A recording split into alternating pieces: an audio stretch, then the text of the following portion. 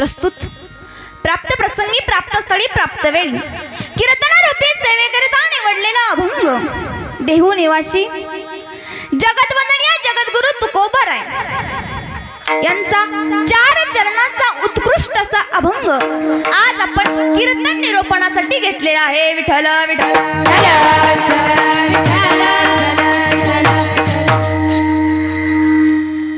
अभंगाचा सरळ सरळ भावार्थ असा आहे. साठविला हरी ज्याने कुणी आपल्या हृदया मंदिरामध्ये ज्याने कुणी तो हरी आत्महत्याने साठविलेला आहे, त्याची जन्म मरणाची जी एरझरा आहे ती सफल झालेली आहे. हरी आला हाता मग कैसी भवचित्ता. तो जर हरी तुमच्या हृदयामध्ये असेल तर तुम्हाला भव चिंता करायची गरज नाही. तो प्रत्यक्ष ज्ञान प्रदान करून देणारा तो भगवंत आहे, मग तुम्हाला चिंता करण्याची गरज नाही. तुका म्हणे हरी काही उरुण दे उरी. मग तुकोबराय म्हणतात हा जो भगवंत आहे तो निर्गुण निराकार आहे. तो भक्ताची कर्म जो आहे ती त्वरा करतो. मग काहीतरी उरू दे. तुकोबराय म्हणतात तुका म्हणे हरी काही उरुण दे उरी. आता हा झाला अभंगाचा सरळ सरळ भावार्थ. तुमच्या आमच्या भाषेत जर सांगायचं ठरलं तर ठळक ठळक बातम्या. आता तुम्ही झोपले तरी चालेल, जाताना उठून देईल मी तुम्हाला. विठ्ठल विठ्ठल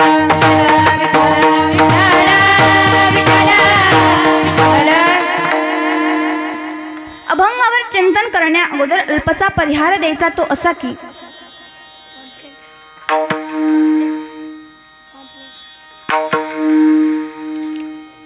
अभंगावर चिंतन करण्या अगोदर अल्पसा परिहार द्यायचा तो असा की श्री पांडुरंग परमात्म्याच्या कृपेने माऊली ज्ञानोबरायांच्या आशीर्वादाने तसंच चालू असलेला हा अखंड हरिनाम सप्ताह छत्रपती युवा प्रतिष्ठान देऊळगाव गलांडी नवरात्र महाउत्सव देवी भागवत पारायण अखंड हरिनाम सप्ताह तसेच सप्ताहाचे आयोजक श्री शिवाजी अंबर दांडगे, श्री शंकर बाळू दांडगे, श्री दादा आप्पा कुदांडे. आता विठ्ठल विठ्ठल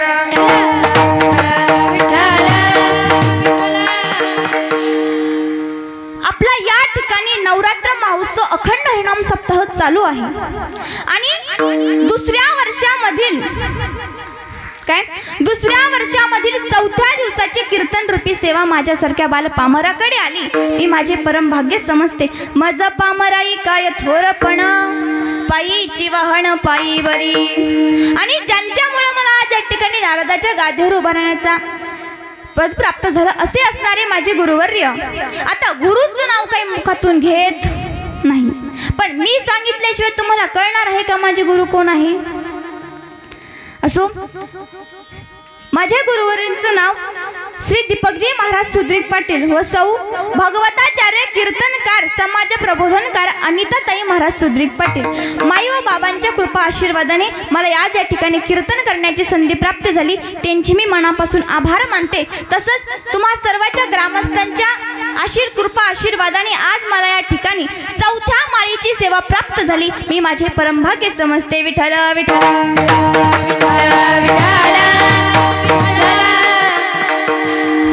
खरं तर एक वाक्य म्हणूच वाटते, अरे गीता वाचे भागवत वाचे वाचे ज्ञानेश्वरी. अरे गीता वाचे भागवत वाचे वाचे ज्ञानेश्वरी. श्री गुरूंच्या चरणी नतमस्तक होते मी आळंदीची विद्यार्थिनी. मग तुकोबराय काय सांगतात. साठविला हरी ज्याने कुणी जो आत्महत्याने जो हरी जो तो हृदय मंदिरामध्ये साठवलेला आहे. आता मला सांगा तो हरी कुणी कुणी साठविला.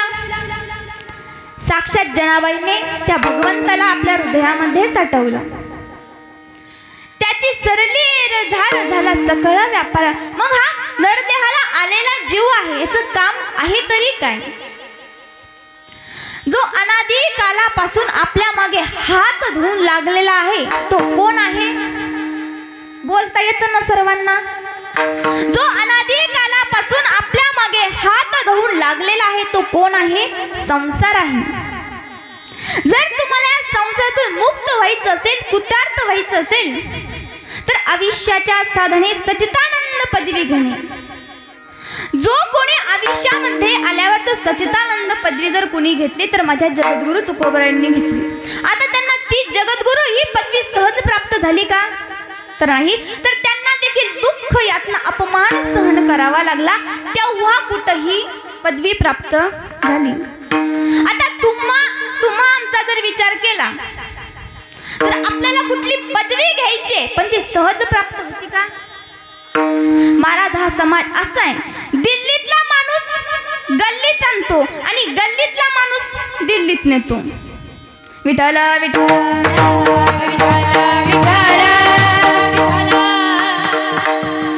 मग माझ्या भगवान परमात्म्याला कुणी हृदयामध्ये साठवलं? तर जनाबाईने साठवलं. त्या जनाबाईने फक्त हृदयातच साठवलं नाही तर हृदयामध्ये बंद करून ठेवलं. हृदयी बंदी खाना केला, आत विठ्ठल कोंडीला. माझ्या जनाबाईंचा अधिकार काही सामान्य होता का हो महाराज? जनाबाईने साक्षात जात्यावरती दळण दळावं, भगवान परमात्माने त्यांची दळण दळू लागायला यावं. एक वेळचा प्रसंग आहे. जनाबाई शेतामध्ये गौऱ्या गोळा करायला गेल्या होत्या. भगवान परमात्मा विचारात पडले, जनाबाई आज गौऱ्या गोळा करायला गेल्या, मग मला कसं काय बोलवलं नाही? जणी जाई शेणासाठी उभा आहे तिच्या पाठी. जनाबाईंनी गौऱ्या गोळा केल्या, तेवढ्यात भगवान परमात्मा आला. त्यावेळेस जनाबाईंनी गौऱ्याचं गाठोडं बांधलं आणि भगवान परमात्म्याच्या डोक्यावर उचलून दिलं. इतका अधिकार माझ्या जनाबाईंचा होता. मग काय, भगवान परमात्मा मागे चालू लागले आणि जनाबाई पुढे चालू लागल्या. क्षणाच ते गौऱ्याचं गाठोडं खाली ठेवलं. जनाबाई विसनाला गेल्या. विसनाला म्हणजे माहिती ना शब्द? विसनाला म्हणजे आंघोळीला गेल्या. त्यावेळेस जनाबाईने विसनाला पाणीच घ्यायचं. सर्वांना बोलता येतं ना, बोलत चला. ते काय, मला जरा ऐकायचा प्रॉब्लेम आधीच कमी आहे आणि तुम्ही जर बोललेच नाही तर मला काही कळणारच, म्हणून तुम्ही बोलत चला. त्यावेळेस जनाबाई विसनाला बसल्या. त्यावेळेस पाणीच नव्हतं. त्यावेळेस जनाबाईने पांडुरंग परमात्म्याला आवाज दिला, पांडुरंगा, ए पांडुरंगा, मला पाणी दे रे. त्यावेळेस भगवान परमात्म्याने ठरवलं की आज जनाबाईची मस्करी करायची. भगवान परमात्म्याने इतकं कडक पाणी दिलं, इतकं कडक पाणी दिलं. जनाबाईने डोक्यावरती ओतलं. लगेच जनाबाईंच्या मुखातून शिव्या लागायला लागल्या. अरे अरे विठ्यामुळं मायेच्या कारट्या, तुझी रांड रणकी झाली, तुझी रांड रणकी झाली, तुझी रांड रणकी झाली, तुझी रांड रणकी झाली. इतका अधिकार माझ्या जनाबाईंचा होता महाराज. पूर्वीच्या जनाबाई हे जात्यावर दळण दळायच्या. आता जातं कुठं दिसतं का हो? ग्रामीण भागात एखाद्याच्या घरी असेल, ते पण लय वयस्कर माणसं असेल, MH 80, MH 90 असेल तर त्यांच्याच घरी ते जातं असेल. आता मला सांगा, पूर्वीच्या काळी जनाबाई जात्यावर दळण दळायच्या, पण आजकाल आलंय काय? गिरण्या. आजकाल कोणी जात्यावर दळण दळत नाही. आता काही दिवसांनी असं होणार आहे, मुलांना इतिहासामध्ये प्रश्न येईल की जातं म्हणजे काय. त्यावेळेस मुलं लिहितील, पूर्वीच्या काळी जे दळण वळणासाठी वापरलं जायचं ते साधन म्हणजे जातं. आता जातं गेलं, गिरण्या आल्या. गिरणीवाल्या दादा काय बघतोय वळून, गिरणीवाल्या दादा काय बघतोय वळून, तुळजापूरला जायचं मला दे रे दळून, तुळजापूरला जायचं मला दे रे दळून. आता जातं गेलं आणि गिरण्या आल्यावर असू द्या. असंच मी एका ठिकाणी कार्यक्रमाला गेले होते आणि तिथं 3 म्हाताऱ्या आज्या बसलेल्या होत्या. आता ते जात्यावर दळण दळत होत्या. आता जात्यावर दळण दळत असल्यावर मला वाटलं त्या ओव्या म्हणतील, मग मी त्यांच्यापाशी गेले. त्यावेळेस लेखाच्या एका आजीनं सुरू केलं, वाटाचा ग वाट सरू काय पाहतोय खेड्याला, वाटाचा ग वाट सरू काय पाहतोय खेड्याला, सोन्याचं कुलूप माझ्या बंधूच्या वाड्याला, सोन्याचं कुलूप माझ्या बंधूच्या वाड्याला. हिचा भाऊ का एवढा श्रीमंत आहे का? सोन्याचं सुरुवात केली. लिंबाच्या झाडाखाली भाऊ माझा दारू पाडी, कोण मेल्यानं केली काडी, आली पोलिसाची गाडी. बघताय काय माझ्याकडे नेला ना माझा भाऊ धरून. विठाला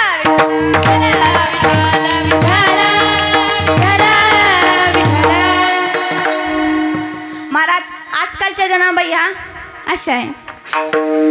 एवढंच नाही तर मी कार्यक्रमाला गेल्याच्या नंतर एक पाळण्यामध्ये तर ताईंचं छोटं बाळ होतं, ते खूप रडायचे. मी त्यांना म्हटलं ताई अहो काहीतरी गाणं म्हणा. त्या म्हटल्या माईक ताई मला गाणं येत नाही. मी म्हटलं अहो तुम्हाला जे येतं ते म्हणा. त्या म्हटल्या मला काहीच येत नाही. मी परत म्हटले जे येतं ते म्हणल्या हडाडे येऊ जाता तुझू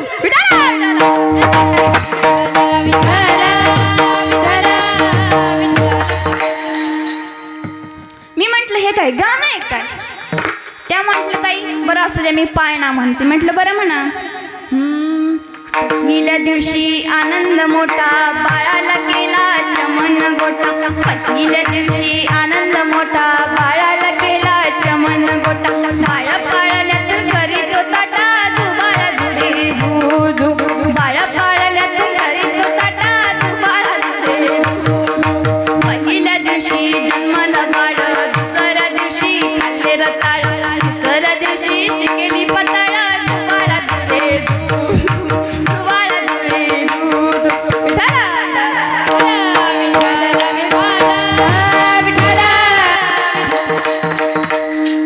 आता मला सांगा हे काय पाळणा झाला का महाराज. तर नाही. पण मी पूर्वीच्या जनाबाईचं सांगत नाही बरं का, आजकालच्या जनाबाईचं सांगते. महाराज जर माझ्या पूर्वीच्या जनाबाईचा जर विचार केला तर कशीच तुलना आजकालच्या जनाबाई सोबत होऊ शकत नाही. माझ्या पूर्वीच्या जनाबाई काय होत्या, साक्षात जनाबाईने जात्यावरती दळण दळायला बसावं आणि भगवान परमात्म्याने यावं.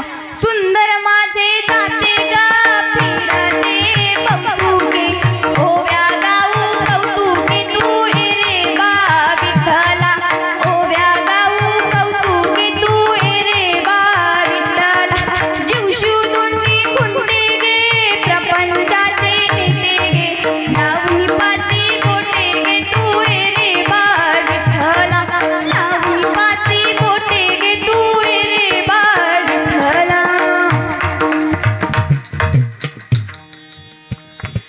पूर्वीच्या जनाबाई असं जात्यावरती दळण दळायच्या. महाराज साक्षात जनाबाईंनी दळण दळावं आणि साक्षात भगवान परमात्म्यानं यावं. असंच आता जीन्सवाली मुलगी होती बरं का, ती म्हटली ताई तुम्ही जे कीर्तनाला काल गेले होते बरोबर, मग तिचं प्रवचन झालं. मी तिला हेच प्रमाण दिलं, सुंदर माझे जाते ग फिरते कौतुके. मी हे प्रमाण दिलं आणि ती म्हणाली ताई माझं प्रवचन संपल्यावर माझ्याकडे आली, म्हणाली ताई तुम्ही जे प्रमाण दिलं ना ते मला खूप आवडलंय. जीन्स टॉप घातलेला होता, खूप फॅशनेबल होती. आता मला वाटलं एवढा आग्रह करती म्हणजे हिला खूप शिकण्याची इच्छा असेल. मग मी तिला ते लिहून दिलं कागदावरती. ती दुसऱ्या दिवशी माझ्याकडे आली, मला आज सकाळीच माझ्याकडे आली. म्हणाले ताई तुम्ही जी मला काल ओवी लिहून दिली होती ना ती मी पाठ केली. म्हटलं बरं हो म्हण. पण तिने जरा चाल वेगळी लावली होती. तिने चाल कोणती लावली होती, बाबूराव गाण्याची चाल लावली होती महाराज. तिने बाबूराव गाण्याची चाल लावली. आताच्या जनाबाईचा ना पूर्वीच्या जनाबाईची कुठं तुलना होऊ शकते का. आता कित्येक जण आलं आणि मला मला ओव्या लिहून द्या, मी ओव्या म्हणते, तसं जमणार आहे का महाराज. मग तुकोबाराय म्हणतात एवढंच का. मग ते साधक म्हणतो तुकोबाराय, तुमच्या जनाबाईने एवढंच काही केलं का. तर नाही. तिने त्या भगवान परमात्म्याला हृदयामध्ये साठवून ठेवलं. हृदयात साठवलंच नाही तर त्याला बंदी खाण्यात देखील कोंडून ठेवलं. आणि तिचा बंदी खाना जर काय होतं, तिचं हृदय जे आहे ते तिचं बंदी खाना होता. मग तिने भगवान परमात्म्याला साठवलं, त्याचप्रमाणे अजून कोणी साठवलं. हनुमंतरायांनी देखील प्रभू श्रीरामाला आपल्या हृदयामध्ये साठवून ठेवलेलं होतं महाराज. एक वेळेचा प्रसंग आहे. ज्यावेळेस राम वनवासाहून आले त्यावेळेस सर्वांना काही काही दिलं. परंतु सीतामाई म्हणतात प्रभू आज आपण ज्याच्यामुळे आज आपण अयोध्या नगरीमध्ये आहोत त्याला तुम्ही काहीच दिलं नाही. तेच प्रभू श्रीराम म्हणतात, सीते त्याने माझ्यावर इतके काही उपकार केलेले आहे, इतके काही उपकार केलेले आहे, त्याला द्यायसाठी माझ्याकडे काहीच नाही. त्यावेळेस सीतामाई म्हटल्या, प्रभू तुमच्याकडे जरी काही नसलं ना तरी माझ्याकडे आहे. तेच प्रभू श्रीराम म्हणतात, काय आहे? तर जनक राजाने आपल्या लग्नामध्ये जो नवरत्नाचा मला हार दिला होता तो मी हनुमंताला देते. आणि मग हनुमंतरायाला तो हार दिल्याच्या नंतर हनुमंतराय एका कोपऱ्यामध्ये गेले आणि तिथे त्या जे नवरत्नाचा हार होता ते एक एक करून मणी फोडू लागले. त्यावेळेस सीतामाईंनी हे सर्व दृश्य बघितलं व सीतामाईंना राग आला. त्यावेळेस सीतामाई म्हटल्या, प्रभू बघा तुमचा भक्त काय करतोय. त्यात प्रभू श्रीराम म्हणले, सीते तू बघ तू काय करतोय, तू कशाला दिला तो हार मग. त्यावेळेस सीतामाई हनुमंताकडे गेल्या. हनुमंताला म्हणा, हनुमंत हे काय आहे. त्यावेळेस हनुमंतराय म्हटले, माते तुम्ही जो मला हार दिलेला आहे त्या हारामध्ये माझा प्रभू श्रीराम कुठे आहे मी तो शोधतोय. त्या सीतामाई म्हटल्यात, अरे त्या मणी फोडण्यापेक्षा तुझ्यात राम आहेत का ते शोध. त्यावेळेस हनुमंतरायांना राग आला. फाडून आपली छाती दाबिले प्रभू श्रीराम आणि एक मुखाने बोला बोला जय जय हनुमान. एक मुखाने बोला बोला जय जय हनुमान. त्यावेळेस हनुमंतराने आपली छाती फाडली आणि मग प्रभू श्रीराम आणि सीतेमाईंना दाखवले. एवढंच का, तर काय काय केलं, त्या भगवान परमात्म्याला हृदयात साठवलं. मग हृदयात साठवल्यानंतर काय केलं, त्याचं नामस्मरण केलं पाहिजे, त्याची पूजा आराधना केली पाहिजे. आता या कलियुगामध्ये जर सर्वात श्रेष्ठ साधन जर कोणतं असेल तर ते म्हणजे नामस्मरण आहे. आता तुम्ही म्हणाल ताई नामस्मरणच कसं काय. आता नामस्मरणात एवढी ताकद आहे, एवढी ताकद आहे, ते आपले अनंत जन्माची पाप जाळून भस्मसात करतं. मग एवढ्यावरच बघलं का, एकदा राम माता म्हणजे कौशल्या, हनुमंत माता म्हणजे अंजनी आणि अगस्त्य मुनीची पत्नी म्हणजे लोपमुद्रा. आता महिला मंडळ काही गप्प बसतच नाही. झोपल्या का काय, जागेत ना सर्व.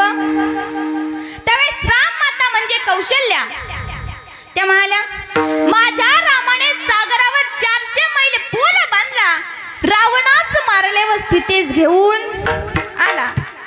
लगेच अंजनी माता म्हणाल्या, माझ्या मुलाला जर सांगितलं असतं तर रामाला सेतू बांधण्याची गरज नव्हती.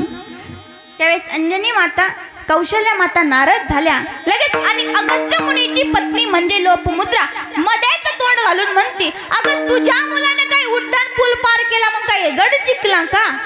जर माझ्या पतिराजा जर सांगितले असते तर त्यांनी जाताना एकदा अख्खा समुद्र प्राशन केला असता आणि येण्यासाठी करावा लागला असता तर पुन्हा केला असता.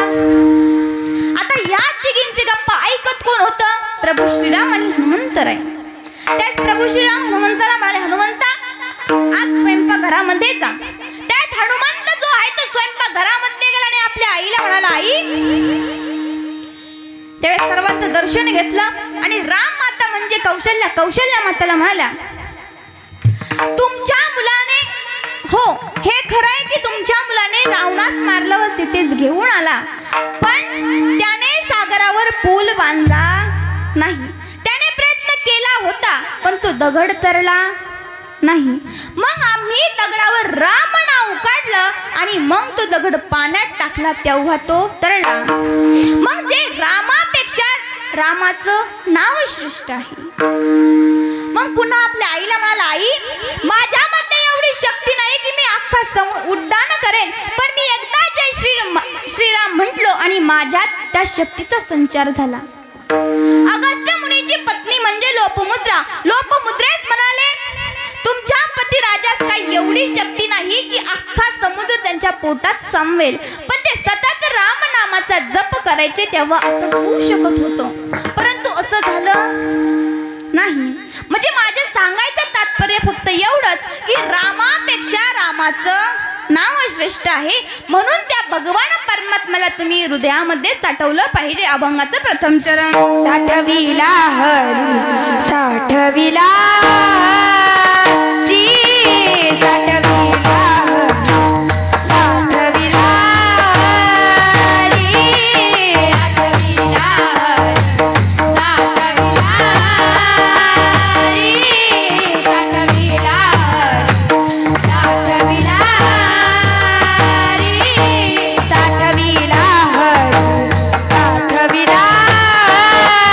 री साठविला साठविला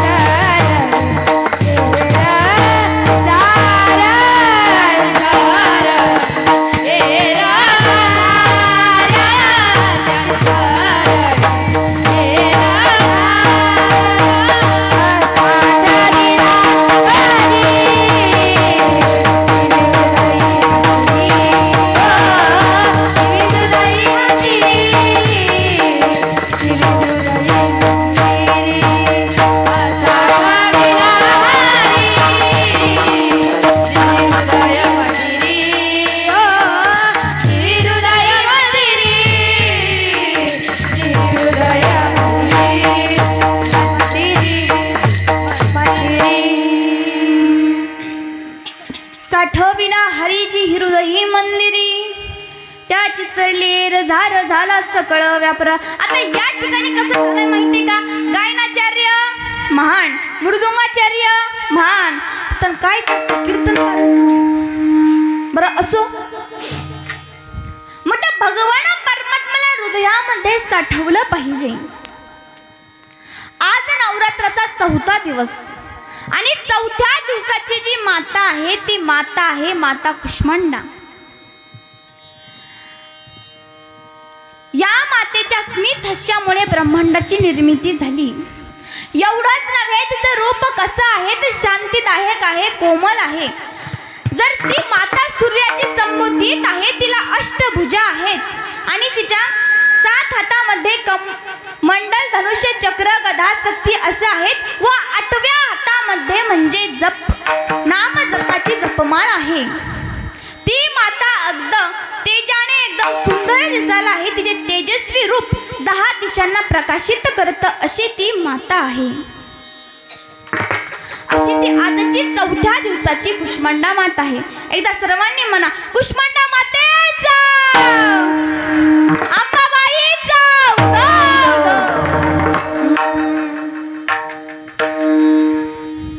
उभं राहून ताटात वाट बघत बघताची, उभं राहून ताटात वाट बघत बघताची, माझी अंबिका सत्वाची, माझी अंबिका सत्वाची, माझी अंबिका सत्वाची, माझी अंबिका सत्वाची, माझी अंबिका सत्वाची, माझी अंबिका सत्वाची, माझी अंबिका सत्वाची, माझी अंबिका सत्वाची.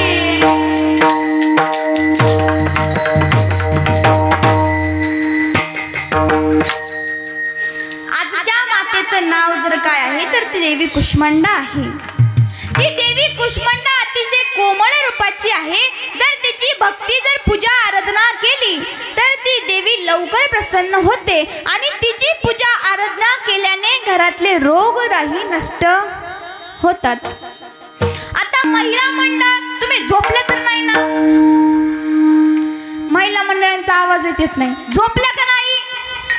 हा तरी म्हणा, तर नाही तरी म्हणा. असंच काय झालं, मी एका ठिकाणी कार्यक्रमाला गेले आणि माझ्यासमोर 2-3 महिला मंडळ बसलेल्या होत्या आणि मग देवीचाच कार्यक्रम होता. त्यावेळेस देवीचा फुलवारा गायत होते. सुटला माझा पदर बाई मी नव्हते बाणात, सुटला माझा पदर बाई मी नव्हते बाणात, ना अंबाबाईचं वार माझ्या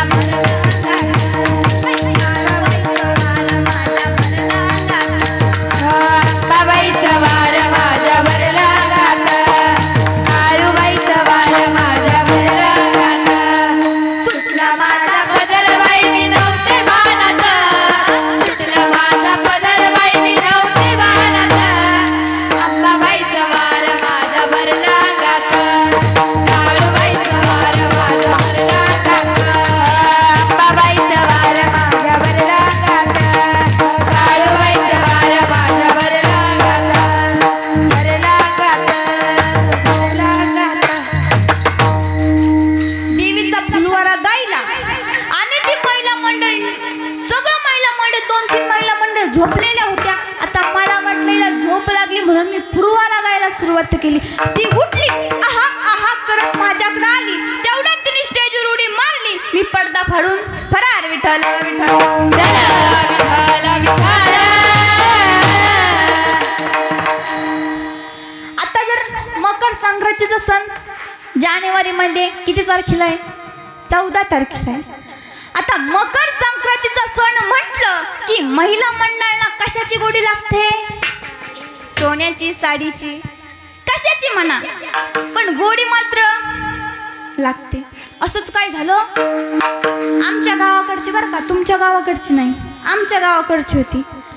मस्तक हे पायावरी या वारकरी संतांच्या. मी तुमचं सांगत नाही, आमच्या गावाकडचं सांगते. तिकडे गेल्यावर तुमचंच सांगते. विठाला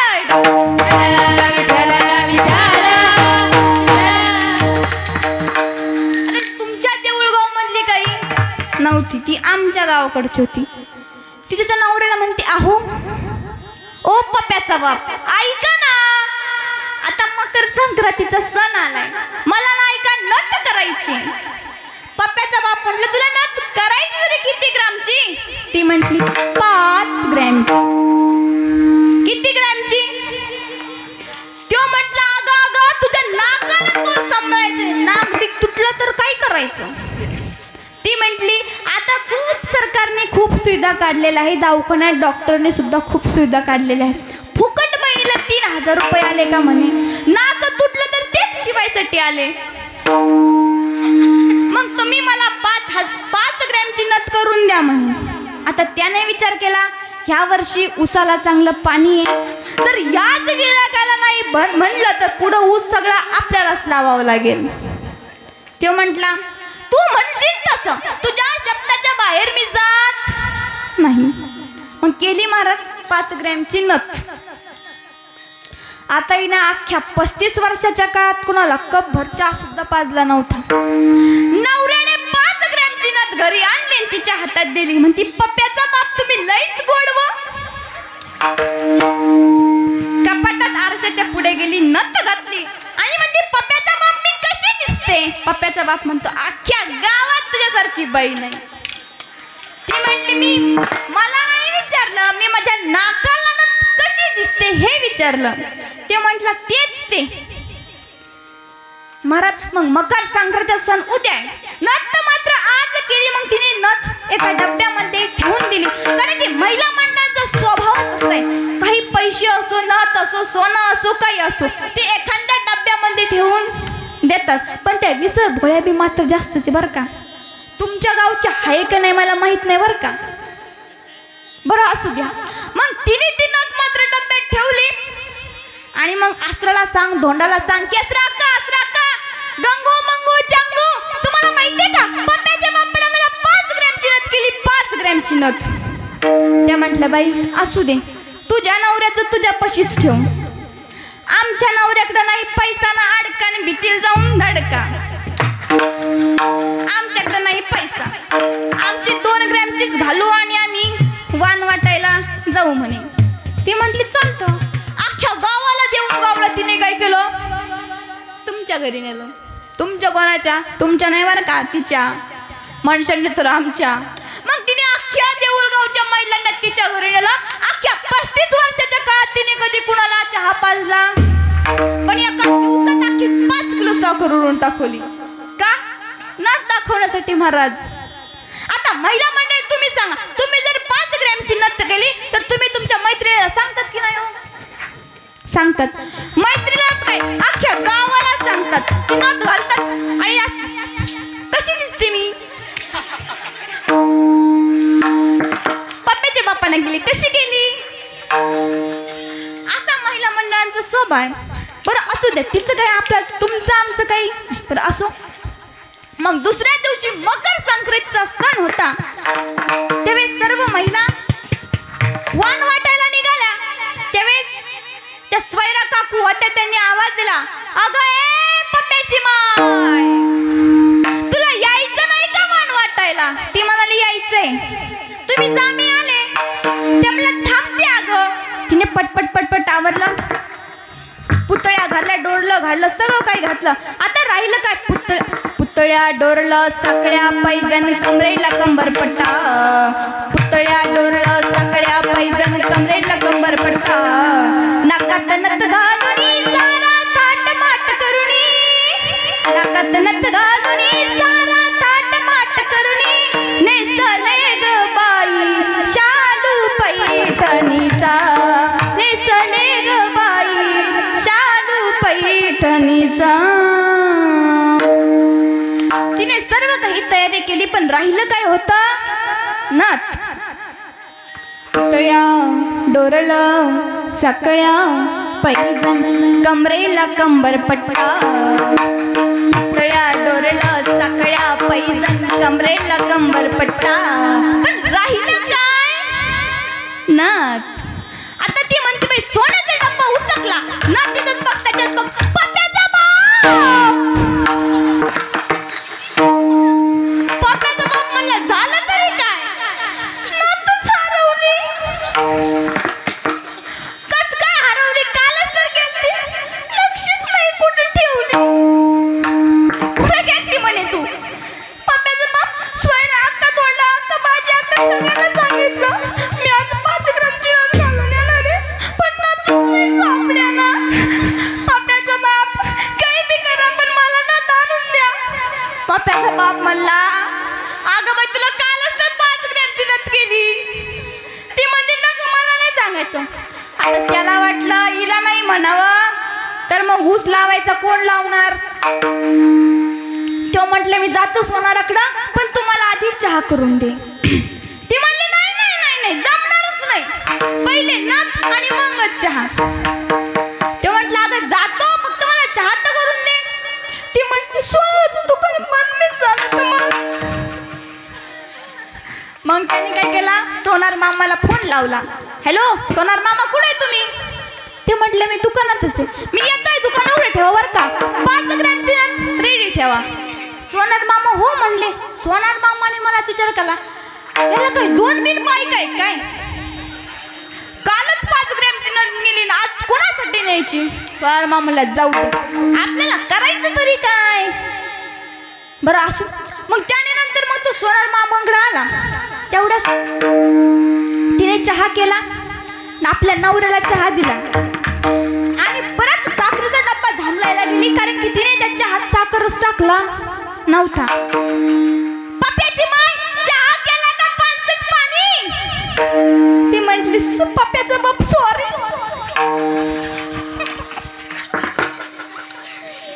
ती म्हटली पप्प्याचा बाप सॉरी, चहा साखरच टाकायची विसरले बरं का, आणते टाकून. परत ती गेली किचन रूम मध्ये गेली, चहा भगुण्यात वतला आणि त्यात साखर टाकायला हात घालणार, तेवढ्याच तिच्या आंदोलीत नथ आली. म्हणते पप्प्याचा बाप. आता पप्प्याच्या बापाला वाटलं ही चिटकली बिटकलीच काय. पप्प्याचा बाप पळत झाला, म्हणला काय झालं अगं पप्प्याची माय? नथ सापडली, नथ सापडली, नथ सापडली. म्हणजे तिने सोनार मामाला फोन लावून नका, नथ सापडली. बाई पप्प्याचा बाप बरं झालं नथ सापडली, नाही तर धोंडा अक्का स्वैरा अक्का माय नथीची सेल्फी काढणार होत्या. धोंडा अक्का तर लय बाई, त्यांच्याकडे 5 ग्रॅमची नथी म्हणून त्या म्हणल्या असत्या का हिची नथ हरवली म्हणे, 2 ग्रॅमची कोणाच्या नवऱ्यानं केलीच नव्हती. बरं झालं पप्प्याचा बाप नथ सापडली. अगं मग आता वाजले किती घड्याळ्यात? 10 मिनिटं वाजले किती घड्यात. ती म्हटली असू द्या, जाते मी वाण वाटायला.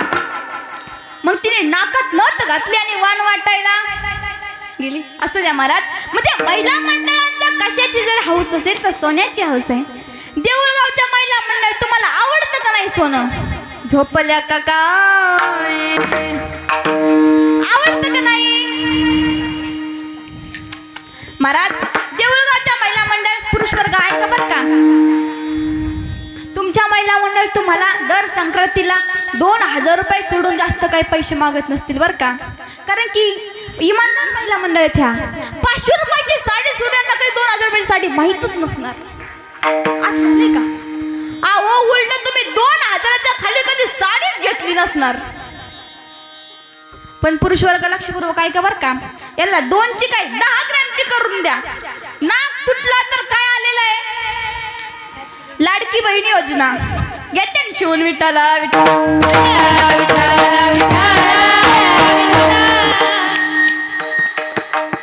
महाराज, महिला मंडळांना सोनं खूप आवडतं. अहो तुम्हालाच काय, जी अयोध्या नरेशाची जी पत्नी आहे, जी प्रभू श्री रामाची जी पत्नी आहे ती सीतामाई, तिला देखील सोनं खूप आवडत होतं. ती म्हटली प्रभू ऐका ना, प्रभू ऐका ना, मला ते सोन्याचं हरण आणून द्यावं. तेच प्रभू श्रीराम म्हणले तुला सोन्याचं हरण पाहिजे कशासाठी? त्यावेळेस सीतामाई म्हटल्या येता जातांनी जावा सासा बघतील. काय? येता जातांनी जावा सासा बघतील म्हणे. मला तुम्ही सोन्याचं हरण आणून द्या. प्रभू श्रीरामाने तिला सोन्याचं हरण आणून दिलं.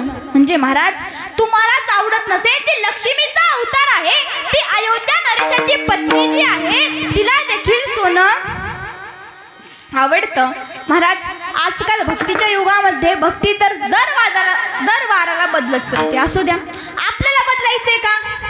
बदलायचंय का आपल्याला? तुम्ही आधीच बदललेले आहात, बदलायचं राहिलं तरी काय?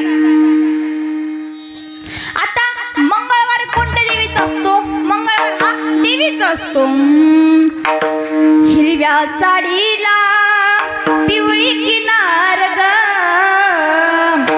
हिरव्या साडीला पिवळी किनार ग, आज देवीचा मंगळवार. हिरव्या साडीला पिवळी किनार ग, आज देवीचा मंगळवार. हिरव्या साडीला पिवळी किनार ग, आज देवीचा मंगळवार ग. हिरव्या साडीला पिवळी किनार ग, आज देवीचा मंगळवार ग. आता दिवसाच्या सोमवारी, आता दिवसाच्या सोमवारी देवी ठिकाणी पहिला प्रभारी. आता दिवसाच्या सोमवारी देवी ठिकाणी पहिला प्रभारी. जोगवानी ते पार्वती माय, जोगवानी ते पार्वती माय, जोगवाडी ते पार्वती माय ग, जोगवाडी ते पार्वती माय, जोगवाडी ते पार्वती माय ग, जोगवाडी ते पार्वती माय. आज देवीचा मंगळवार, आज देवीचा मंगळवार आज देवीचा मंगळवार ग, आज देवीचा मंगळवार ग. देवीचा मंगळवार ग, देवीचा मंगळवार ग.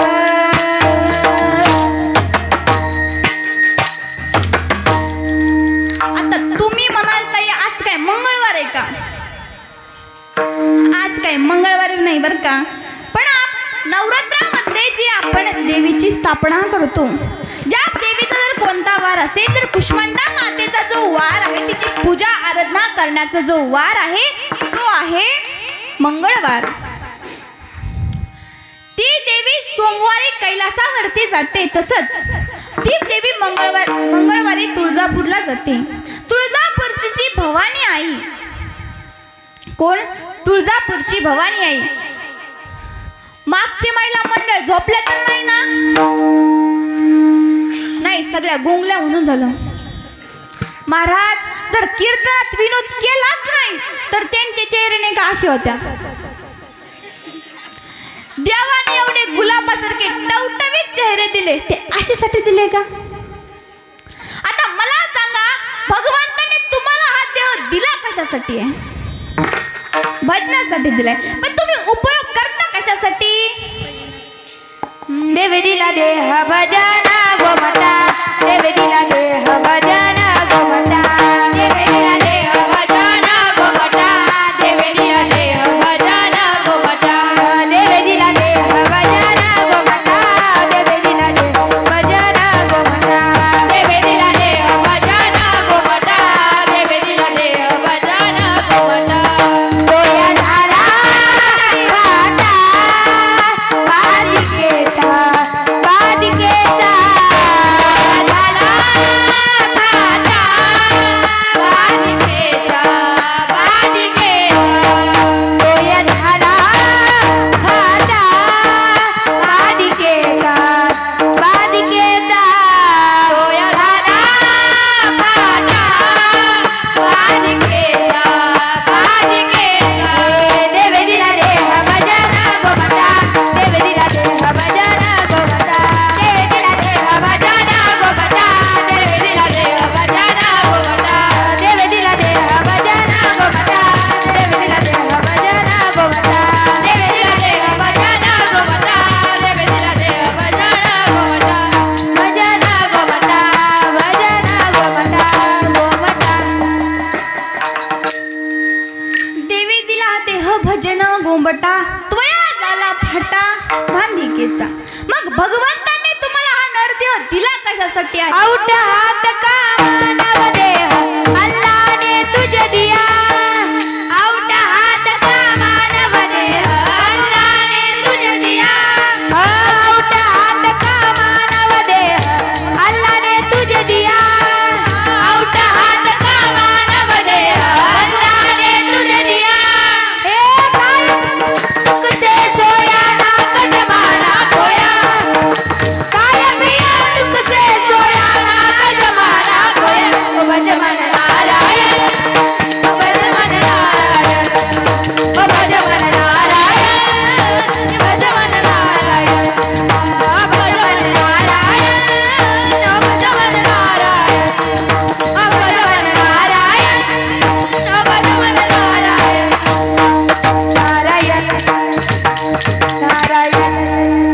औट हात का मानव देह भगवान ने तुझे दिया औट हात का मानव देह भगवान ने तुझे दिया खाया पिया और सुख से सोया नाहक जमाना खोया के भज मन नारायण के भज मन नारायण के भज मन नारायण के भज मन नारायण. आपल्याला देह कुणी दिलाय तर भगवंतांनी दिलेला आहे. मग त्या भगवंताचं नामस्मरण ही जबाबदारी कुणाची आहे? आपली आहे. आता मला सांगा, परिवाराची जबाबदारी कुणावर असते हो? स्त्रियांवर असते का? कुणावर असते? पुरुषांवरती असते. ते घर सांभाळायचं कसं ती जबाबदारी पुरुषांवरती असते. आता मला सांगा, तुम्ही तुमच्या मुलांना शिकवलं बरोबर, शिकवितच आहे म्हणत नाही बरं असो, पुढे चालून एखादा डॉक्टर इंजिनियर झालाच समजा बरं का, तुमच्या गावामध्ये झाला असेल कोणी, मला माहित नाही बरं का, झालाच, आणि मग तुम्ही त्याला परदेशात शिक्षणासाठी पाठवलं आणि समजा बरं का, फक्त समजा, कल्पना तुमच्या डोळ्यासमोर आला की समजा आईचे किंवा वडिलांचा मृत्यू झाला. आता आईचा किंवा वडिलांचा मृत्यू झाल्यानंतर तो शिकलेला मुलगा काय म्हणतो? मी येतो, पण कधी 10वीला येतो, तुम्ही उरकून घ्या. आता मला सांगा, तुम्हाला जर आधीच कळलं असतं तर तुम्ही मुलं शिकवली असती का? बरं असू दे, नसती शिकवली. जर तुम्हाला कळलं असतं उद्या काय होणार आहे तर तुम्ही आज सावध झाला असता ना. तसंच भगवान परमात्म्याने आपल्याला हा नरदेह दिला कशासाठी आहे तर तो भजनासाठी दिलेला आहे. मग त्या भगवंताचं नामस्मरण केल्याने आपल्या जीवनाची जरा ही सफल झालेली आहे. अभंगाचं द्वितीय चरण. त्याची सरली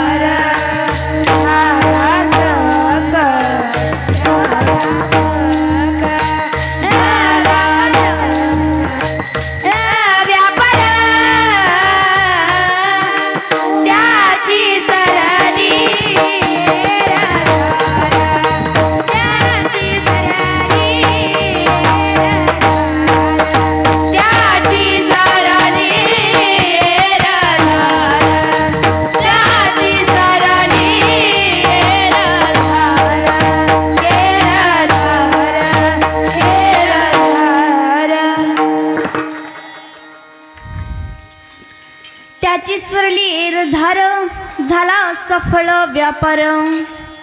तुम्ही जर त्या भगवंताचं नामस्मरण केलं, चिंतन केलं, तर प्रत्यक्ष तो भगवान परमात्मा आहे तो तुमच्या जीवनातले सर्व पाप नष्ट करतो आणि तुमचं जीवन हे कसं करतो, सफल करतो. आता मला सांगा, या जीवनामध्ये कोण सुखी आहे दादा? संसार करतो तो सुखी आहे का जो संसार करत नाही तो सुखी आहे? कोणीच सुखी नाही. जो मृत्यूलोकात आलेला जो मनुष्य आहे तो कोणीच सुखी नाही. आता मला सांगा, आपण देवाला दुःखात आठवतो तसं सुखात आठवतो का? आठवतो का? तर नाही. महाराज, आजकाल तर तुमच्या समोर जर कोणतं व्यसन येत असेल तर ते दारूचं व्यसन आहे. या दारूपायी प्रत्येक घराची म्हटल्यापेक्षा गावातल्या प्रत्येक एका कुटुंबाची घरं ही उद्ध्वस्त झालेली आहेत. दारू हे असं व्यसन लागलेलं आहे, तरुण ताणण्या जीवाला हे दारूचे व्यसन लागलेलं आहे. अहो, एक उदाहरण सांगते.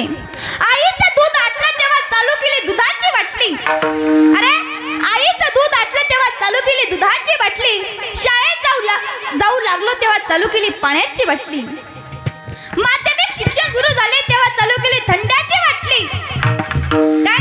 माध्यमिक शिक्षण सुरू केले तेव्हा चालू केली थंड्याची बाटली. उच्च माध्यमिक शिक्षण सुरू केले तेव्हा चालू केली बिअरची बाटली. ती बरी नाही वाटली. मग चालू केली गावठी बाटली अजून नाही बरं का. मग चालू केली इंग्लिश बाटली.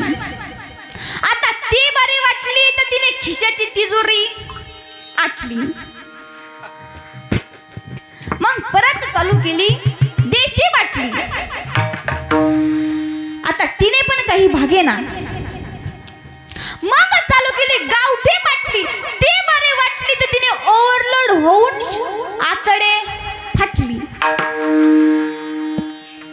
मग दवाखान्यात गेलो, डॉक्टरने लावली सलाईनची बाटली. काय?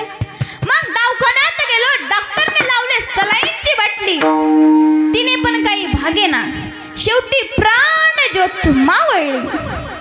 आंघोळीला आणली अत्तरची आणि गुलाबजलची बाटली. काय? आंघोळीला आणली अत्तरची आणि गुलाबजलची बाटली. तिने पण काही भागेना.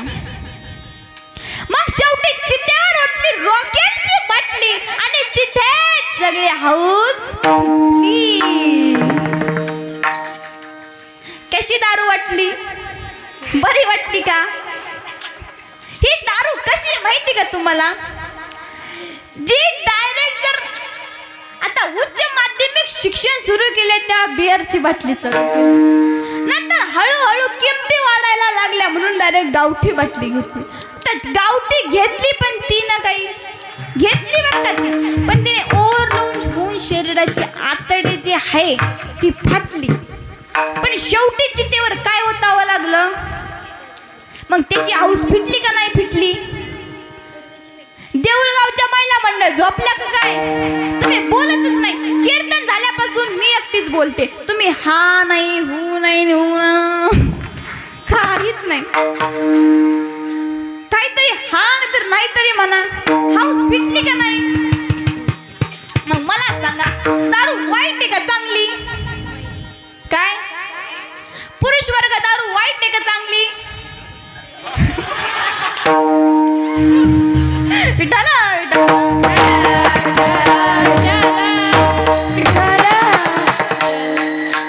महाराज, दारू कशी असू द्या, ती दारू आहे. पण लक्षात घ्या पुरुष वर्ग, त्या दारू पायी तुमचे संसार उद्ध्वस्त होतात. तुमच्या मुलांचे शिक्षण मात्र हे तुमच्या दारूमुळे होत नाही. अरे, जर तुम्ही ते 100 रुपयाची बाटली घेऊन ती पीत असता तर तेच 100 रुपये तुम्ही घरात संसाराला दिले तर एक वेळचं जेवण तुम्हाला तिथे खायला मिळेल. पण जी माता माऊली आहे देऊळगावच्या महिला मंडळ, तुम्ही सांगा, तुम्ही डब्यात दररोज 100 रुपये साचून ठेवता का नाही? ठेवतात. आणि तेच पैसे जर तुमच्या मालकाने तुमच्या माघारी नेले तर तुमचा जीव कासावीस होतो आणि त्यांचा कासावीस झालेला जीव हे तुम्हाला तळमळ लावले पाहिजे. पण महाराज, त्या माते माऊलीचं दुःख आजपर्यंत कुणाला कळतच नाही.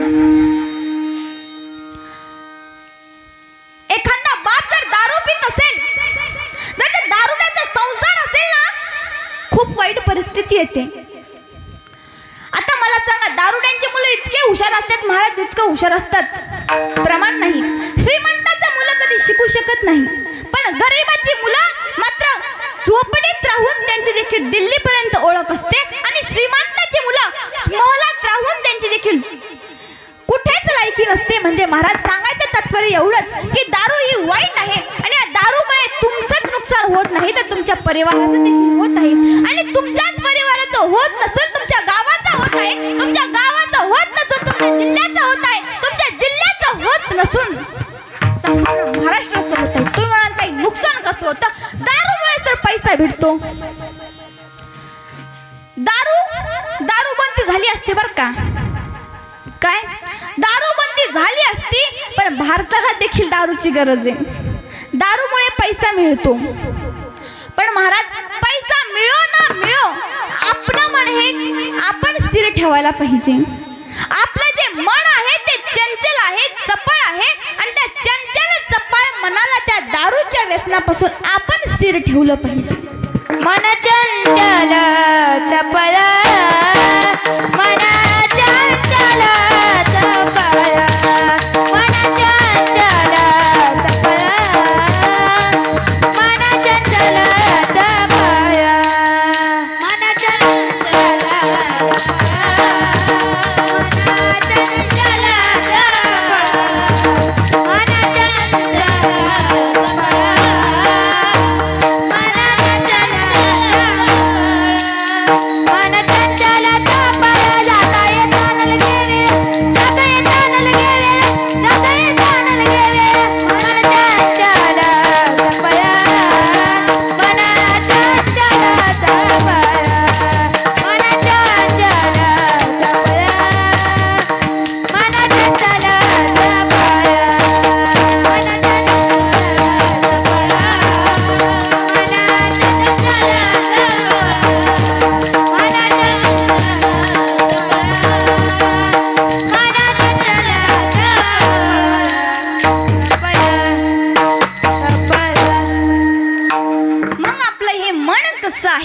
चंचल चपळ आहे महाराज. आजकाल पूर्वीच्या काळी फोन काही नव्हते. आता दारूच्या नंतर जर दुसरं व्यसन असेल तर ते कोणतं आहे? एकदा का मुंडकं खाली घातलं वरचं मरे नका, पण वर खालीून मुंडकं काय असं वर करणार नाही. सारखं त्या मोबाईल मध्ये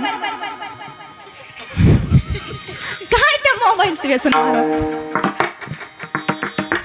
मोबाईलचे व्यसन देखील एवढं वाईट झालंय, आजकालच्या लहान मुलांना नाही तर म्हाताऱ्या माणसांना देखील मोबाईलचंच वेड लागलंय. तुमच्या गावाचं सांगत नाही बरं का, आमच्या गावाचं सांगते. आणि आमच्या गावात सांगते, तिकडे गेल्यावर तुमचंच सांगायचं. मोबाईलचं व्यसन आहे. बुलढाण्याचे पाटील महाराज सांगतात ना, आता एक मुलगा छोटा होता आणि तो नाही का आपल्या आजोबांना म्हणाला, आजोबा आज मला जरा शाळेला जायचंय, हा मोबाईल आज तुमच्याकडे राहू द्या. म्हाताऱ्याने मोबाईल घेतला. म्हातारा म्हटला, मला नाही का भजन लावून दे. मुलाने भजन लावून दिलं. म्हाताऱ्याने लावले की बाबा यूट्यूब उघडलं आणि त्यात लावले गाणे.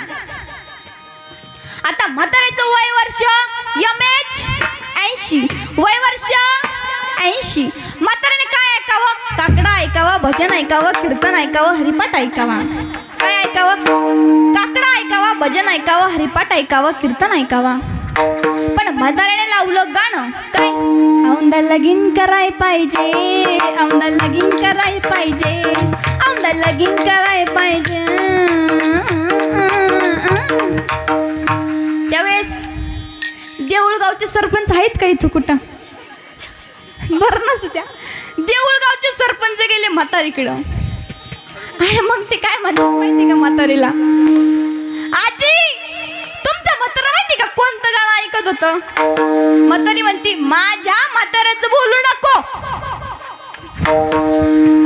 माझं म्हातारं मला माहिती का ऐकत असणार, हरिमुखे म्हणा, हरिमुखे म्हणा. म्हातारीला तारला सुट्टी म्हणती, पुण्याची म्हातारी म्हणती, हेच म्हणत हेच ऐकत असणार. तेवढ्यात तो देऊळगावचे सरपंच माहिती आहे म्हातारीला काय म्हणले, आजी चुकलं चुकलं चुकलं. आणि ती म्हणली काय म्हणत होती म्हातारा माहितीये का कोणतं गाणं ऐकत होतं माहितीये का, औंधा लगीन कराय पाहिजे, औंधा लगीन कराय पाहिजे. म्हातारी म्हटली काय, या म्हाताऱ्याचं डोकं बिकं सरकलं काय, वाईना बी आहे यम्याची आयशी आणि लगीन कराय पाहिजे. म्हणून म्हातारी म्हणली येऊ दे त्या म्हाताऱ्याला, बघते संध्याकाळी. म्हातारं आलं संध्याकाळी घरी. म्हातारीने मग म्हातारी उभी होती दारात. म्हातारी म्हणते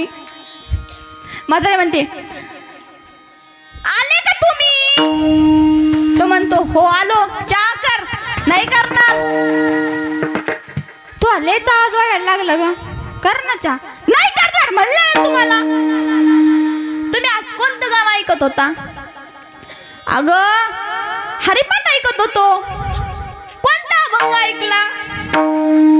देवाची द्वारी उभा क्षण भरी, तेने मुक्तीचारी साधिल्या. हरिमुखे म्हणा, हरिमुखे म्हणा. म्हातारी म्हटलं खोट नका बोलू. काय म्हणली, खोट नका बोलू. मला सांगितले सर्व सरपंचांनी तुम्ही कोणतं गाणं ऐकत होता. तर कोणतं गाणं ऐकत होतो म्हणे. मला माहिती तुम्ही औंधा लगीन करायला पाहिजे ऐकत होता. म्हातारं झालं बामटसट. ते म्हणतं या सरपंचाला काही काम नव्हतं का. म्हातारी म्हटली विठाला विठाला विठाला विठाला विठाला विठाला.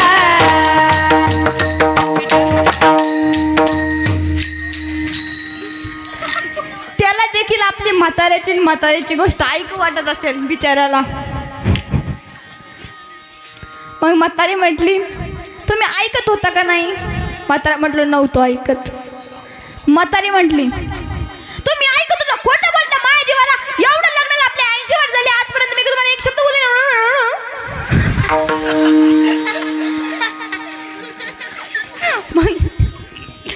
म्हातारी म्हणला तू आजपर्यंत कधी तुम्हाला अशी बोलली नाही आणि आज जेवता फडा फडा बोलली.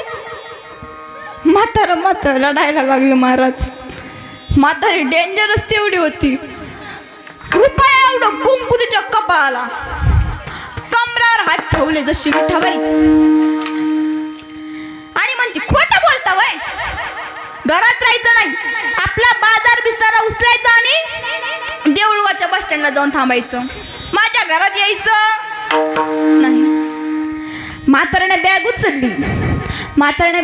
तर म्हातारीला वाटलं जाऊन जाईन तरी कुठं, देऊळगावच्या बस स्टँडला. म्हाताऱ्यानं बॅग बी उचलली. थोडा 10 पाऊल पुढे गेला.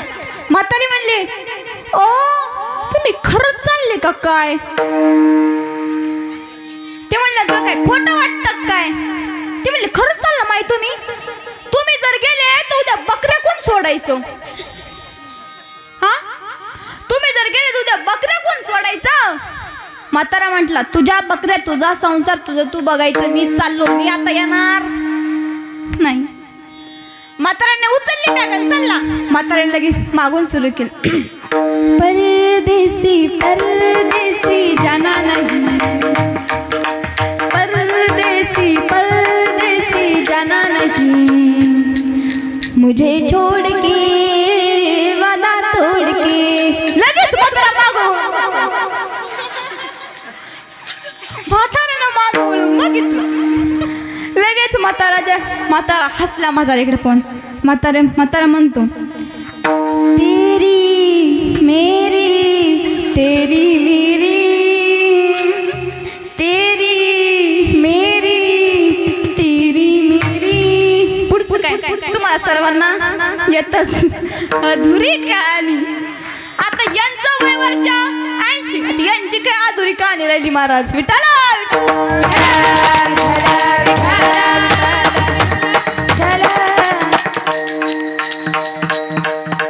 सांगायचं तात्पर्य फक्त एवढंच, मोबाईलने लहान मुलांना नाही तर म्हाताऱ्या माणसांना देखील वेड करून सोडलंय महाराज. आता मग मला सांगा, मोबाईलचं व्यसन देखील चांगलं आहे का? तर नाही.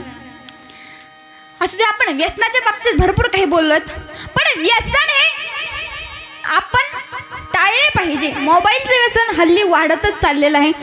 पण असू द्या, तुम्ही आम्ही बघायचा नाही आणि बघितल्याशिवाय राहणार नाही. आताच काही काही जण बसले असतात मोबाईल मध्ये डोकं घालून, कवाची बडबड करते, कधी सोडतीन कधी नाही, कधी मोबाईल बघतो कधी नाही. विठाला,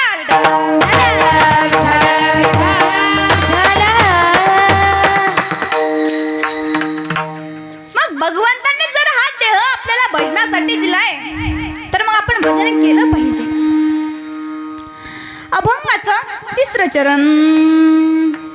हरी आला आला हाता, हरी आला आला हाता, हरी आला आला हाता, हरी आला आला हाता, हरी आला आला हाता, हरी आला आला हाता, हरी आला आला हाता, हरी आला आला हाता. मग कैची बयाची त्याची सरणी त्याची सरणी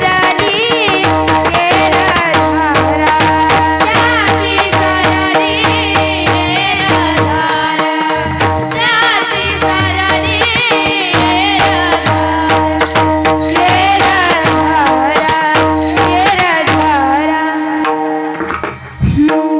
हरी आला हाता मग कैसी भव चित्ता, त्याची सरली झार झाला सकळ व्यापार.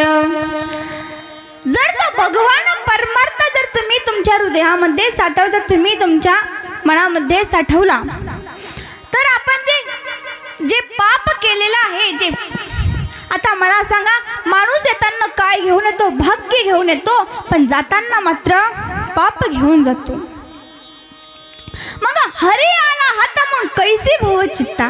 जर भगवान परमात्म्याचं तुम्ही नामस्मरण केलं, त्याचं चिंतन केलं, तर तुम्हाला तुमच्या जीवनामध्ये चिंता करायची गरज नाही. तो भगवान परमार्थ कसा आहे? तो निर्गुण निराकार, तो भगवान परमार्थ आहे. त्याला आकार नाही, त्याला उकार नाही, पण तो भगवान परमात्मा कसा आहे? तो निराकार आहे, निर्गुण आहे, निराकार आहे. मग जर निर्गुण निराकार तो भगवान परमार्थ असेल, तर आपली भक्ती देखील कशी असली पाहिजे? निर्गुण निराकार आपली भक्ती असली पाहिजे. मग तुकोबराय म्हणतात. आता तुको मला सांगा, संसाराच्या व्यसनात आपण सर्वजण गुंतलेलो आहोत. तुकोबराय संसारातून मुक्त झाले आणि म्हणाले, कुणाला यायचंय का वैकुंठाला? त्यावेळेस सर्वजण म्हणाले, आम्हाला नाही यायचं, जा तुम्हीच. त्यावेळेस तुकोबराय वैकुंठाला जात असताना तुकोबरायांनी 42व्या वर्षी वैकुंठ गमन केलं. मग त्यांनी काय केलं? तर त्या काळाला देखील ताब्यात केलं. जगा काळ खाया, दिला माथा पाया. त्या काळाला देखील आपल्या अधीन केलं, काळाला देखील आपल्या ताब्यामध्ये ठेवलं. मग एवढंच केलं का? तर भक्तांनी, भगवंत हा भक्ताची आपली सदा रक्षा करत असतो. ज्याप्रमाणे जनाबाईंनी भगवान परमात्मा हृदयामध्ये साठवलं, त्याचप्रमाणे राधा राणीने देखील भगवान श्रीकृष्णाला आपल्या हृदयामध्ये साठवलेलं होतं. एक वेळेस रुक्मिणी माता आणि सत्यभामा माता बोलत असताना त्यांनी ठरवलं की भगवान श्रीकृष्ण फक्त राधेचंच नाव घेतात, राधेची भक्ती आहे तरी कशी. त्यांनी राधा राणीला द्वारकेमध्ये बोलवलं. द्वारकेमध्ये बोलवल्याच्या नंतर राधा राणीची परीक्षा घ्यायची ठरवली. गरम उकळलेलं दूध हे राधा राणीला प्यायला दिलं. त्यावेळेस राधा पुढचा न विचार करता ते गरम उकळलेलं जे दूध होतं ते पिऊन घेतलं. पण राधा राणीला काहीच झालं नाही, कारण की त्यांना भगवान परमात्म्याविषयी भक्ती होती. तिने त्या भगवान परमात्म्याला हृदयामध्ये साठवलेलं होतं. संध्याकाळच्या वेळी रुक्मिणी माता भगवान श्रीकृष्णाची पायाची सेवा करतात. म्हणतात, प्रभू तुम्ही का चिखलातून गेले होते का, काटातून गेले होते का, तुमच्या पायाला एवढे पुढं आले कस काय? त्यावेळेस भगवान श्रीकृष्ण म्हणतात, तुम्ही माझ्या भक्ताला माझ्या राधेला ते गरम उकळलेलं दूध प्यायला दिलं आणि तिच्या हृदयामध्ये मी होतो कारणाने तिला काही झालं नसून ती गरम उकळलेल्या दुधाचे फोड हे माझ्या पायाला आले. हे कशाला झालं तर मागे पुढे उभा राहे सांभाळतो तो भगवान परमात्मा आपल्या पाठीमागे आहे, आपल्या पुढे आहे. तो भगवान परमात्म्याचे रूप निर्गुण निराकार आहे. जर तो भगवान परमात्मा आपल्या पाठीमागे उभा राहत असेल तो भगवान परमात्मा आहे. तुम्ही म्हणाल ताई कुठे आहे?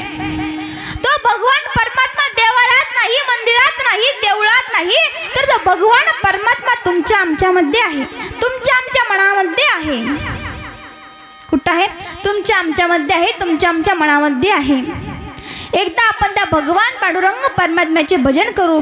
सर्वांनी वरती हात करा, सर्वांनी करा, मागचे पुढचे मधले आदले सगळे. विठोबा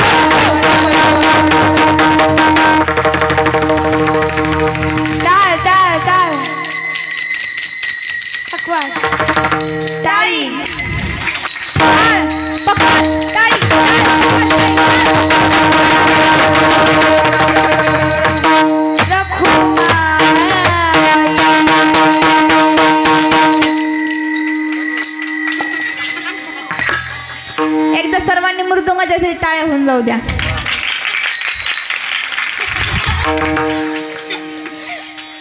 आता महाराज सर्वांना हात वरती करायचं सांगावं लागलं, पण खाली यायचं कोणाला सांगावं लागलं का? बरं असू द्या, तुम्ही माझ्या मनातलं ओळखलं. मग तो भगवान परमात्मा जो निर्गुण निराकार आहे त्याचं रूप अक्राळ विक्राळ आहे. काय?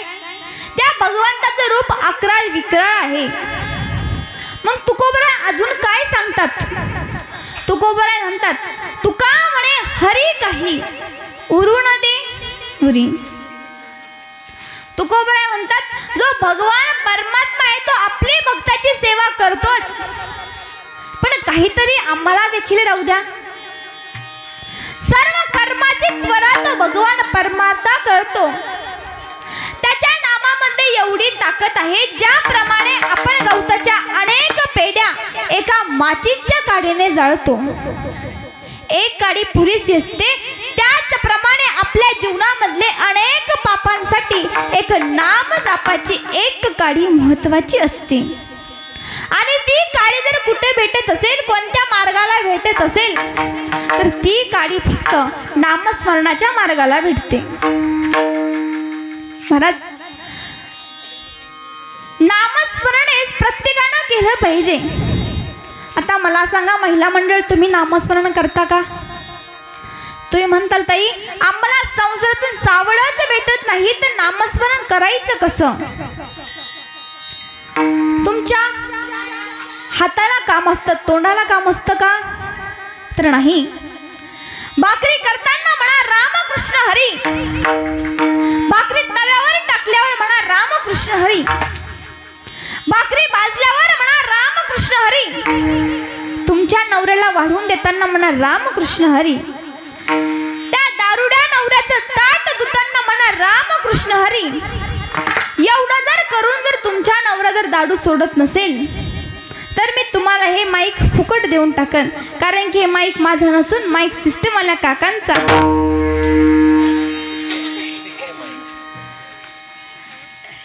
तुकोबराय म्हणतात तुमच्या तोंडाला काम आहे का? तर नाही, तुमच्या हाताला काम आहे. मग तुम्ही त्या मुखाने भगवंताचं नामस्मरण केलं पाहिजे.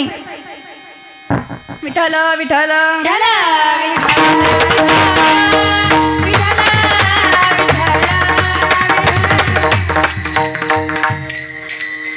त्या भगवंताचं नामस्मरण केलं पाहिजे, त्या भगवंताचं नामचिंतन केलं पाहिजे. म्हणून तुकोबराय म्हणतात तुका म्हणे हरी काही उरून दे उरी. असो, म्हणजे कीर्तनाची वेळ ही संपत आलेलीच आहे, पण आजकालच्या काळात भावा-बहिणीची नाती ही तुटत चाललेली आहेत. कुठेतरी ही नाते तुटणं हे थांबलं पाहिजे. पुरुष वर्ग, तुमची मुलगी मोठी झाली की तुम्ही तुमच्या बहिणीला आपोआप विसरून जातात. काय? तुमची मुलगी मोठी झाली की तुम्ही तुमच्या बहिणीला आपोआप विसरून जातात, पण ती बहीण मात्र तुम्हाला कधी विसरत नाही, हे मात्र लक्षात ठेवा. काय? तुमची मुलगी जर मोठी झाली तर तुम्ही त्या बहिणीला आपोआप विसरून जातात, पण ती बहीण तुम्हाला कधी विसरत नाही, हे मात्र लक्षात ठेवा. तुमचे आई वडील लहानपणीच वारले, तिचा दादा आणि तुम्हीच, तिचा दादा आणि तीच राहते. दादाचं खूप शिक्षण झालं म्हणून दादा मुंबई सारख्या शहरामध्ये नोकरीला लागला. लग्न करून दिलंय बहिणीचं. काय? लग्न करून दिलंय बहिणीचं, पण संसार हा छोटाच आहे. कुठेतरी नवरा 10,000 रुपये महिना घेतोय, कसा तरी प्रपंच चाललाय, आणि भाऊ मुंबई सारख्या शहरात राहतोय. हा भाऊ मुंबई सारख्या शहरात राहतोय, लग्न करून दिलंय बहिणीचं. अरे गर्दीत माणसांच्या हरवला माझा भाऊ, सांगणारे दादा कोणत्या पत्त्यावर भेटायला येऊ? सर्व महिलांना भाऊबीजेची आस आहे, सर्वांचे भाऊ येत आहेत. तिला आस आहे की माझ्या दादांनी मला एक फोन तरी करावा. तिला आस आहे. सर्वांचे भाऊ येतात, आपापल्या बहिणीला घेऊन माहेरला निघून जातात. दुःख सांगावं तरी कुणाला? सासूला सांगावं तर तिला तिच्या माहेराचा खालीपणा वाटेल. तिला 1 वर्षाचा छोटा मुलगा आहे, मुलाला तरी काय सांगावं? आपल्या रूम मध्ये जाते, कागद घेते, पेन घेते, त्या पेनाने आपल्या भावना त्या कागदावरती लिहिते. अरे गर्दीत माणसांच्या हरवला माझा भाऊ, गर्दीत माणसांच्या हरवला माझा भाऊ, सांगणारे दादा कोणत्या पत्त्यावर भेटायला येऊ? टपा टपा अश्रू त्या पानावरती पडतात. पेनाने भावना लिहिणं चालू आहे. दादा दादा मला माहिती आहे तू मोठा मुंबईसारख्या शहरात राहतो, तुला वेळ नसेल. तू मला पत्ता दे, मी तुला भेटायला येते रे. दादा तू फक्त मला पत्ता दे, मी तुला भेटायला येते. अरे गर्दीत माणसांच्या हरवला माझा भाऊ. सांग ना रे दादा, कोणत्या पत्त्यावर भेटायला येऊ? दादा मी एवढी श्रीमंत नाहीये, पण तू माझा दादा आहे. सांग ना रे दादा, कोणत्या पत्त्यावर भेटायला येऊ? उचलत नाही फोन म्हणून वहिनीला फोन केला.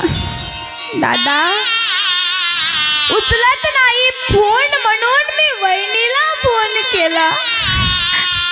तिने रॉंग नंबर म्हणून माझा फोन कट केला. उचलत नाही फोन म्हणून दादा मी वहिनीला फोन केला. तिने रॉंग नंबर म्हणून माझा फोन कट केला. अरे गर्दीत माणसांच्या हरवला माझा भाऊ. सांग ना रे दादा, कोणत्या पत्त्यावर भेटायला येऊ? दादा मी गरीब आहे ठीक आहे, पण सांग ना तुला कोणत्या रंगाचा शर्ट घेऊ? सांग ना रे दादा, कोणत्या पत्त्यावर भेटायला येऊ?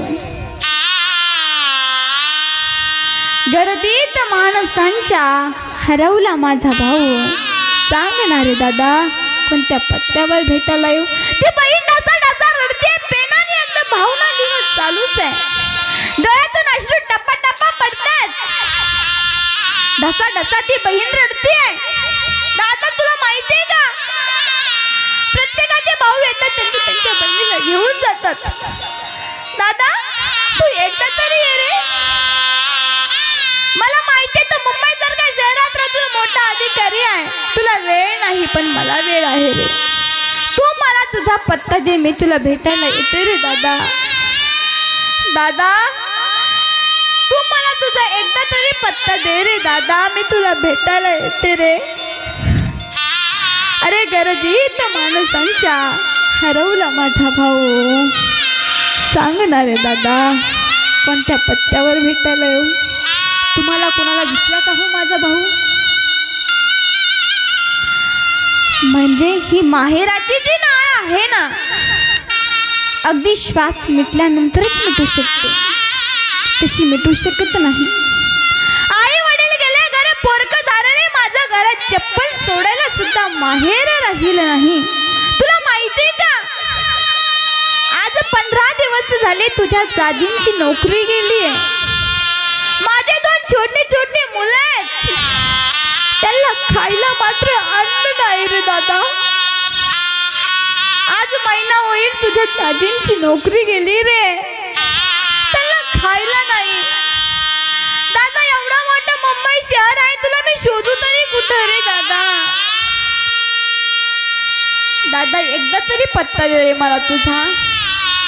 म्हणजे महाराज, ही जी माहेराची जी नाळ आहे ना, अगदी श्वास मिटल्यानंतरच मिटू शकते, तशी मिटू शकत नाही. एक म्हातारी आजी कितीही म्हातारी असू द्या, पण ती आपल्या नातवाला विचारते, करे माझ्या भाच्याचा फोन आला होता का? काय का रे, माझ्या भाच्याचा फोन आला होता का?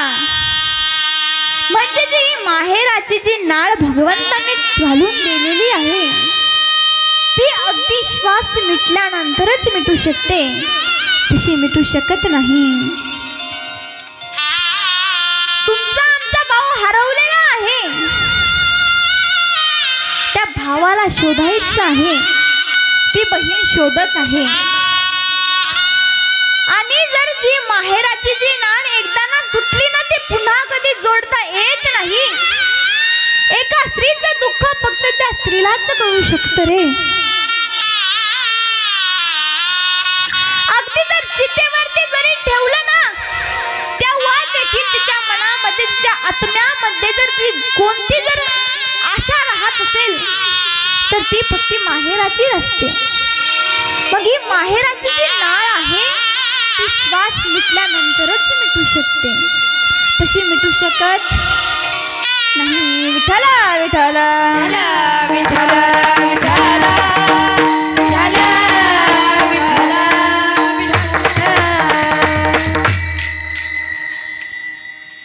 म्हणून एका स्त्रीला आहे जे तिच्या सासरपेक्षा तिचं माहेर हे खूप आवडीचं असतं, त्याचप्रमाणे भगवान परमात्म्याला देखील त्या स्वर्ग लोकापेक्षा मृत्यू लोकात यायला आवडतं. स्वर्गीचे अमर इच्छता ती देवा, मृत्यू लोकी व्हावा जन्म आम्हा. मृत्यू लोकातला आज देव सुद्धा आपला सुख सोहळा बघत असतील, त्यांना देखील आज आपल्या ठिकाणी यायची इच्छा उत्पन्न होत असेल.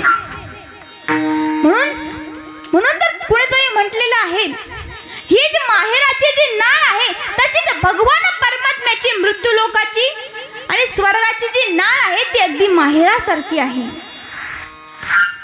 जसं एकदा महिलेचा श्वास मिटल्यानंतर जसं माहेर मिटू शकतं, त्याचप्रमाणे तुमचा आमचा श्वास मिटल्यानंतरच आपल्या मनामध्ये भगवान परमात्मा गेला पाहिजे.